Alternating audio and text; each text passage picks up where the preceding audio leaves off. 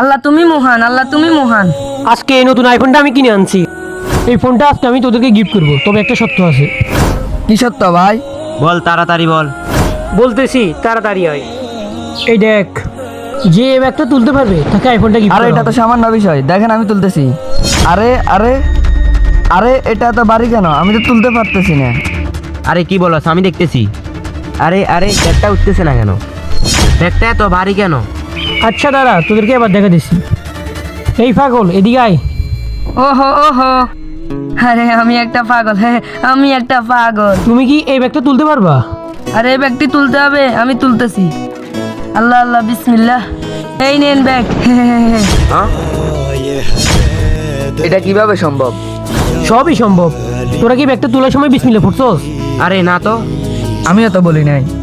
এই পাগলটা ব্যাগটা তোলার সময় বিসমিল্লাহ পড়ছে, এই সহজে ব্যাগটা তুলতে পারছে। তাই আজকে আইফোনটা সেই পাবে। এই নাও আইফোন। ওহো আইফোন পেয়ে গেছি, ওহো আইফোন পেয়ে গেছি, ইয়ে কি মজা।